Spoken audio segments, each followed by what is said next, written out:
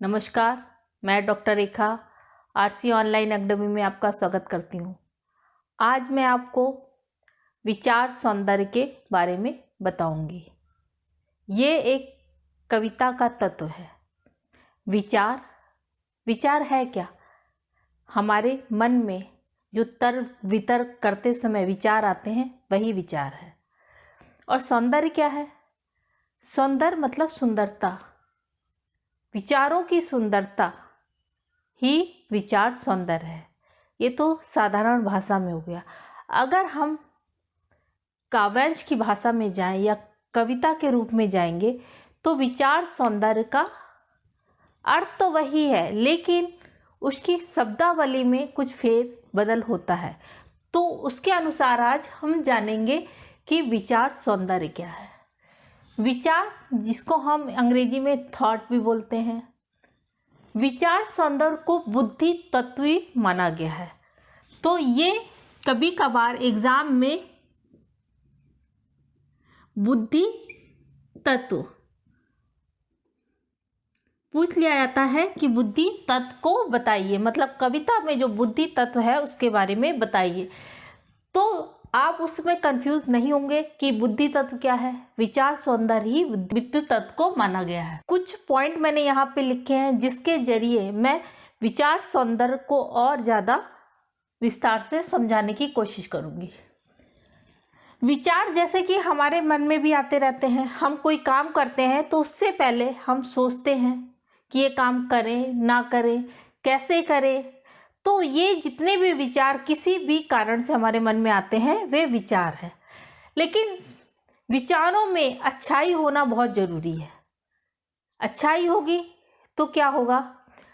हम किसी काम के बारे में सोचेंगे तो अच्छा सोचेंगे, और बुराई होगी तो गलत सोचेंगे, दूसरे के बारे में गलत सोचेंगे। तो जो अच्छाई है या श्रेष्ठ विचार है वही सौंदर्य है। अच्छा विचार ही सौंदर्य है। अब काव्यांश या कविता में विचार सौंदर्य हम कैसे जानेंगे, वह कैसे पहचान पाएंगे, इसके बारे में हम इस वीडियो में डिटेल में बताएंगे। तो सबसे पहले कवि का विचार स्रोत मतलब वह आ कहाँ से रहा है। स्रोत मतलब किस जगह से हमको उसको विचार ये प्राप्त हो रहे हैं। जरूरी नहीं उसके अपने विचारों, हो सकता उसके माता पिता या किसी से प्रेरणा पाकर वह विचार उसके अंदर आ रहे हैं। तो कवि का विचार स्रोत क्या है? वह किस चिंतन परंपरा से प्रभावित है। मतलब वह चिंतन मतलब किस सोच से उसके अंदर ये विचार आ रहे हैं अथवा नहीं। मतलब कवि का विचार स्रोत क्या है? वह किस चिंतन परंपरा से प्रभावित है अथवा नहीं है। मतलब कौन सी चीज़ें उसको प्रभावित कर रही हैं विचार उसके अंदर आने के लिए या लिखने के लिए, कर भी रही हैं या नहीं। जरूरी नहीं हर कवि कुछ सोच के लिखता हो, कुछ अपनी भावनाओं को व्यक्त करने के लिए लिखते हैं। तो उसके विचारों का मूल तत्व क्या है? मूल तत्व का मतलब यहाँ पर है, जो अगर आपको कविता दी जाती है तो कविता का मूल तत्व क्या है। मतलब प्रेरणादायक है या किसी को प्रोत्साहित करने के लिए किया गया है। तो विचारों का मूल तत्व क्या है? जो चिंतन परंपरा से उसके विचारों को जोड़ते व अलग करते हैं। चिंतन परंपरा मतलब सोच विचार जो उसके मन में आ रहे हैं उससे विचारों को जोड़ रहे हैं या अलग कर रहे हैं। जो मूल तत्व है वह जोड़ते हैं या अलग कर रहे हैं। तो यहाँ पे मैंने आपको बताया कि कवि का विचार स्रोत क्या है, वह किस चिंतन परंपरा से प्रभावित है। हो सकता है वह अपने माता पिता से प्रभावित हो, दोस्तों से प्रभावित हो, या वह देशभक्ति से प्रभावित हो, या किसी और चीज़ से भी प्रभावित हो सकता है, अथवा नहीं प्रभावित है या नहीं। तो उसके विचारों का मूल तत्व क्या है? अगर प्रभावित है तो उसके विचारों का जो मूल जड़ मतलब मूल मतलब जड़ कहाँ पे है। हो सकता है वह अपने जीवन से दुखी होकर कविता लिख रहा हो सकता खुश होकर लिख रहा हो सकता किसी को प्रेरणा देने के लिए कविता लिख रहा हो। तो मूल तत्व यानी जड़ उसकी कहाँ है, जो चिंतन परंपरा से उसके विचारों को जोड़ते हुए व अलग करते हैं, जो उसकी सोच मूल मतलब जड़ जैसे मैंने बताया, जो चिंतन परंपरा से उसके विचारों को जोड़ रहे हैं और अलग कर रहे हैं।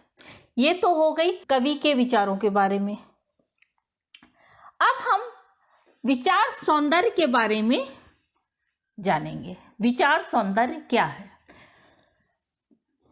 विचार तत्व को काव्य तत्व के रूप में बुद्धि तत्व, देखिए मैंने पहले ही बता दिया, बुद्धि तत्व भी कहा जाता है। विचार अच्छे मतलब बुद्धि, जब आपका दिमाग में विचार आएंगे तभी ना आप लिख पाएंगे, तो बुद्धि तत्व इसीलिए माना गया है। भाव तत्व को संतुलित करने व कल्पना को अविश्वसनीय बनाने से नियंत्रित करने में बुद्धि तत्व महत्वपूर्ण भूमिका होती है। मतलब बुद्धि तत्व की बहुत बड़ी भूमिका होती है। विचार तत्व सोच समझ, यानी कवि जो अपने विचार प्रस्तुत कर रहा है, ऐसा तो नहीं कोई बुद्धू या जो बहुत वैसा व्यक्ति है लिख सकता है, नहीं, कविता वही लिख सकता है जिसमें बुद्धि तत्व सोच समझ हो।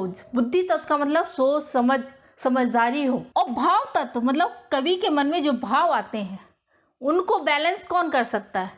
उनको बैलेंस करने व कल्पना को अविश्वसनीय क्योंकि कविता जो की जाती है, कवि कविता करता है तो उसमें क्या है, उसमें वह कल्पना के माध्यम से साधारण को असाधारण दिखाता है। तो क्या होता है कि उस चीज को असाधारण दिखाने के लिए वह चीज अविश्वसनीय मतलब अविश्वसनीय, विश्वास से रहित ना हो जाए, उसको नियंत्रण करने के लिए बुद्धि तत्व की आवश्यकता पड़ती है। मतलब मान लीजिए किसी नारी के सौंदर्य का वर्णन किया जा रहा है। अब नारी के सौंदर्य का वर्णन में अगर हम ये कह दें कि नारी की मूछें होती हैं या नारी के बाल कटे हुए हैं, तो क्या होगा? कविता हास्यपूर्ण बन जाएगी, क्योंकि नारी को हमेशा लंबे बालों में ही कवि ज़्यादातर दर्शाता है और उसकी सुंदरता का वर्णन करता है। क्योंकि स्त्री की सुंदरता का वर्णन करते समय अगर उसमें बीच में पुरुष की सुंदरता लगा देंगे तो क्या होगा? जो उसने कल्पना की है नारी के लिए वह विश्वसनीय रूप से की है, लेकिन अविश्वसनीयता ना आ जाए उसको नियंत्रण करने के लिए बुद्धि तत्व जो है, दिमाग बहुत ही आवश्यक होता है। दिमाग लगाना ही बहुत, अगर कोई मान लीजिए किसी के बारे में या किसी का वर्णन कर रहा है तो उसकी अच्छाइयों का वर्णन करेगा। अगर उसमें एक भी गलती से उसकी बुराई डाल दी तो जो अच्छाई थी सारी खत्म हो जाती है ना। तो उसी तरह से कि बुद्धि बहुत ही आवश्यक है, चाहे भाव प्रकट करने के लिए हो, चाहे किसी चीज को प्रकट करने के लिए। अब हम आते हैं थोड़े से जो विचार हैं उनके बारे में कि विचार क्या है। विचारों की उच्चता मतलब श्रेष्ठता से काव्य में गरिमा आती। गरिमा मतलब सेल्फ इम्पोर्टेंस, गरिमा मतलब गौरव आप कह लीजिए। तो विचारों में अगर श्रेष्ठता होगी तो काव्य में गौरव आएगा। गौरव आएगा तो क्या होगा? और गरिमापूर्ण कविता प्रेरणादायक सिद्ध होती है, क्योंकि कवि में क्या करता है, अपने विचारों को व्यक्त करने के लिए कविता लिखता है। और विचारों को जब उसके विचार अच्छे होंगे तो कविता कैसे बनेगी? अच्छी बनेगी। वो अपनी कविता पे गौरव अनुभूत करेगा, उसको गौरव की अनुभूति होगी। और जब उसको गौरव की अनुभूति कविता में होगी तो वह कविता क्या होगी? किसी के लिए प्रेरणादायक हो सकती है। जरूरी नहीं कि वो सबके लिए हो सकता किसी ने पढ़ी और छोड़ दी, लेकिन कवि के लिए वह कविता दूसरों के लिए प्रेरणादायक है। अब क्या है, उत्तम विचारों और नैतिक मूल्यों के कारण ही कबीर, तुलसी, रहीम और वृंद के नीति परक दोहे और गिरधर की कुंडलियां अमर हैं। अब देखिए, कवि ने अपने विचार कविता के माध्यम से प्रकट कर दिए। तो पहले समय में क्या था, कबीर थे, रहीम थे, तुलसीदास थे, इनके जो विचार थे उस समय इन्होंने कविताएं जो की वह अपनी परिस्थितियों के अनुसार की। मतलब जो परिस्थितियां कवि ने अपने में अनुभूत की हैं वही भाव या विचार उसने दोहों, कुंडलियों इनमें डाले हैं। तो इसीलिए, और वह इसलिए डाले कि समाज को उससे कुछ प्रेरणा मिले।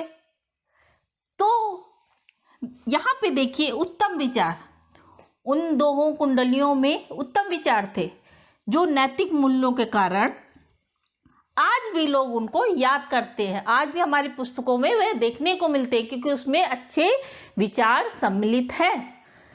तो अच्छे विचार होना बहुत आवश्यक है, या उन विचारों द्वारा किसी को सीख दी जाना, क्योंकि कबीर और रैदास की आप जितने भी दोहे पंक्तियां देखेंगे उसमें समाज को बहुत ज़्यादा सीख दी गई है। अब विचारों में ज़रूरी नहीं है सीख ही हो सकता है कि कोई अपने गुरु की महिमा के लिए अपने विचार प्रकट कर रहा हो। जैसे कबीरदास की पंक्तियों को देखिए कि गुरु गोविंद दो खड़े काके लागो पाँव, बलिहारी गुरु आपने गुरु गोविंद देव बताया। इसमें उन्होंने गुरु की महिमा का वर्णन किया है, क्योंकि उनके विचारों में ईश्वर से ज़्यादा गुरु के महत्व को दर्शाया गया है। या उन्होंने ये कह लीजिए, कबीरदास जी ने गुरु को ईश्वर से ज़्यादा महत्व दिया है, उनकी नज़र में गुरु ही सब कुछ है, तो उन्होंने इस दोहे को रचा। तो कहने का तात्पर्य यह है कि उत्तम विचार मतलब श्रेष्ठ विचारों के द्वारा और उनके नैतिक मूल्यों के कारण कविता लंबे समय तक याद रखी जा सकती है। इसी कारण कबीर, तुलसी, रहीम और वृंद के दोहे आज भी जीवित हैं। अमर मतलब जीवित हैं। जीवित इस तरह है, आज भी हम उनको पढ़ते हैं, उनसे शिक्षाएं लेते हैं। इनसे जीवन की व्यावहारिक शिक्षा, अनुभव और प्रेरणा प्राप्त होती है। व्यावहारिक शिक्षा मिलती है, अनुभव मिलता है और प्रेरणा मिलती है। आजकल की जो कविताएं हो रही हैं उसमें विचार सौंदर्य बहुत देखने को मिलता है। मतलब विचार सौंदर्य की प्रचुरता है। वह कैसे? वह इस तरह की, जितने आज के नए युग के लेखक हैं वे अपने विचारों को अच्छी तरह से प्रकट करने के लिए उसमें विचार सौंदर्य की प्रचुरता प्रदान करते हैं। अब यहाँ पे मैंने कुछ लेखकों के बारे में बताया है कि उनके विचारों में क्या क्या चीज़ें दिखाई देती हैं। गुप्त जी की कविताओं में राष्ट्रीयता, देश प्रेम आदि का विचार सौंदर्य झलकता है। दिनकर के काव्य में सत्य, अहिंसा और मानवीयता का विचार सौंदर्य है। प्रसाद जी की कविता में राष्ट्रीयता, संस्कृति और गौरव अतीत के रूप में विचार सौंदर्य देखा जा सकता है। तो अगर आपको काव्यांश या कविता में विचार सौंदर्य ढूंढना है तो आप कविता में कवि ने किस विचार से उन पंक्तियों की रचना की है वह जानना बहुत आवश्यक है। कि हो सकता प्रेरणा देकर की हो, या हो सकता किसी सुंदरता, स्त्री की सुंदरता के ऊपर अपने विचार सौंदर्य रखे हों, या किसी अन्य कारण से उसमें विचार सौंदर्य दिखता है। तो आपको कविता में उन्हीं पंक्तियों को ढूंढ कर लिखना होता है कि इन पंक्तियों में ये विचार सौंदर्य है। मैं कुछ अभी आपको कबीर के दोहों में कौन सा विचार सौंदर्य दिखता है इसके बारे में बताती हूँ। कबीरदास के जो दोहे हैं उसमें विचार सौंदर्य देखने को मिलता है। वह कैसे देखने को मिलता है, उनके दोहों में आप जानेंगे। कोई सीख दी जा रही है या किसी की महिमा का बखान किया जा रहा है। तो आप देखेंगे जैसे कबीर के जो दोहे हैं उसमें विचार सौंदर्य कैसे दिख रहा है। पहला मैंने यहाँ पे लिखा है, अपने को परखो दूसरों को नहीं। मतलब पहले अपने आप को देखो, उसके बाद दूसरों पे विचार करो, मतलब अपने आप को परखना। एक उनका दोहा है, बुरा जो देखन मैं चला बुरा न मिलिया कोय। इस दोहे में आप देखेंगे कि उन्होंने अपने को परखो दूसरों को नहीं कोई प्रेरणा दी है, मतलब बताया है कि हमें ऐसा करना चाहिए। तो इसमें इन पंक्तियों में भी आपको विचार सौंदर्य दिखेगा। विचार सौंदर्य क्या है इसमें, अपने को परखो, मतलब पहले अपने आप को देखो, उसके बाद में दूसरों पे कमेंट्स करो या दूसरों को सीख दो। प्रेम ही सच्चा ज्ञान है, इन्होंने पंक्तियों में बताया है। प्रेम से बढ़कर कुछ नहीं, मतलब दूसरों से प्रेम करो, जानवरों से प्रेम करो, सबसे हमें प्रेम करना चाहिए। ये कहाँ दिख रहा है इनके ये है, पोथी पढ़ पढ़ जग मुआ पंडित भया न हो कोय। तो मतलब इन्होंने इस दोहे में ये बताया है, पोथी मतलब मोटी मोटी किताबें या ग्रंथ पढ़ने से कुछ नहीं होता। सिर्फ 2.5 अक्षर, जो 2.5 अक्षर प्रेम, ये 2.5 अक्षर कैसे, 1 2 और ये आधा र, तो 2.5 अक्षर जो प्रेम का पढ़ लेगा उससे बढ़कर कुछ नहीं होता। तो यहाँ पे प्रेम ही सच्चा ज्ञान है, उन्होंने ये सीख दी है। इसमें भी उनके विचार सौंदर्य दिख रहा है, क्योंकि उन्होंने अपने विचारों के माध्यम से दूसरों को सीख प्रदान की है। उसके बाद जीवन का मर्म समझे। जीवन का मर्म कैसे समझे, उनका जो दोहा है, मट्टी कहे कुम्हार से। इस वाले दोहे में आप देखेंगे कि मट्टी जो है, मतलब जिससे हम घड़े बनाते हैं, वह कुम्हार से कहती है कि आप हमको आज रौंद रहे हो, कल ऐसा दिन आएगा कि मैं आपको रौंदूंगी, यानी आपका शरीर है मेरी मिट्टी में ही दफन हो जाएगा। तो यहाँ पे आपको दिखेगा इनके विचारों में ये दर्शाया गया है, कभी मनुष्य को अहंकार नहीं करना चाहिए अपने ऊपर। तो यहाँ पे क्या है, जीवन का मर्म समझाया है कबीरदास जी ने अपने दोहों में, या ये कह सकते हैं जीवन का मर्म समझाने की कोशिश की गई है इन दोहों में। उसके बाद मधुर वचन बोलने की प्रेरणा। ऐसी वाणी बोलिए मन का आपा खोए, मतलब हमें ऐसे वचन बोलने चाहिए, ऐसे मधुर वचन बोलने चाहिए जिसमें अहंकार ना हो, दूसरों को भी अच्छे लगने चाहिए वह वचन, और हमें भी सुनने में अच्छे लगते हैं। अगर आप कभी भी किसी को कटु वचन बोल दें या किसी के बारे में बुराई कर दें, तो पूरे दिन आपका जो मन है अंदर ही अंदर कुछ ना कुछ कहता रहेगा कि हाय मैंने उसको क्यों बोल दिया, नहीं बोलना चाहिए था, और आपका मन भी संतुष्ट नहीं होगा। तो यहाँ पे उन्होंने, कबीरदास जी ने बोला है कि हमेशा हर मनुष्य को मधुर वचन, अच्छे बोल बोलने चाहिए जो दूसरों को सुनने में अच्छे लगे। गुरु की महिमा का वर्णन इन्होंने अपने विचारों के माध्यम से किया है।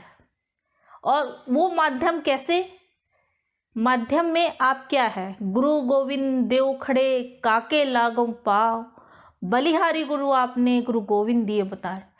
मतलब यहाँ पे आप देखिए विचार सौंदर्य गुरु की महिमा में दिखाया गया है। वे अपने विचारों के माध्यम से गुरु को बहुत अधिक बड़ा बता रहे हैं और गोविंद को छोटा, क्योंकि जो गोविंद तक पहुँचने का रास्ता है वह किसने दिखाया, गुरु ने ही दिखाया है। इसलिए गुरु सबसे श्रेष्ठ, सबसे उत्तम माना है इन्होंने। तो अपने विचारों के माध्यम से और भी कबीर के दोहों में विचार सौंदर्य दिखता है। वह विचार सौंदर्य हमें पंक्तियों में ढूंढना पड़ता है कि कवि ने किस विचार से इन पंक्तियों में क्या चीज़ उजागर की है। तो आज मैंने आपको विचार सौंदर्य के बारे में बताया है। विचार सौंदर्य है क्या?